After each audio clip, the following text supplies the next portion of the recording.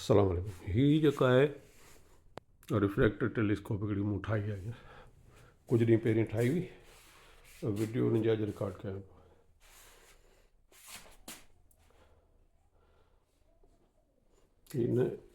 हिन जो जेको डायामीटर आहे इहो 150 मिलीमीटर आहे ऐं हिन जी फोकल लेंथ जेका 750 मिलीमीटर।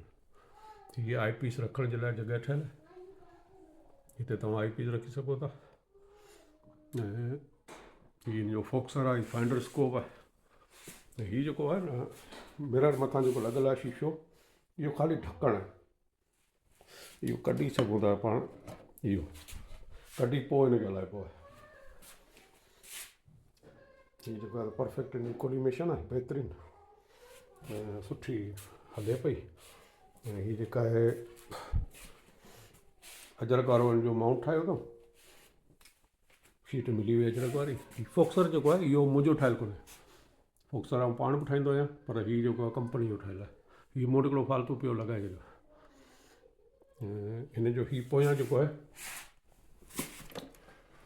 हीअ हिन जो एडजस्ट जो सिस्टम आहे, एडजस्टर जो।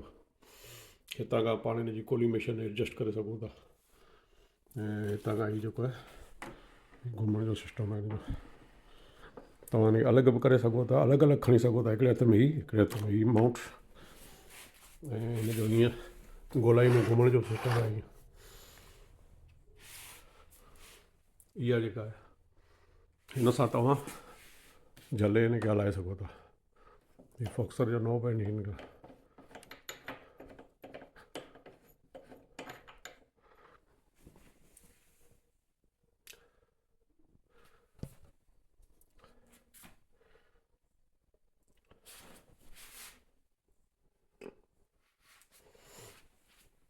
हीअ जेको आहे न स्पाइडर चकर मिरर जो, हीअ कढी सघूं था ॿाहिरि, वरी लॻाए सघूं था।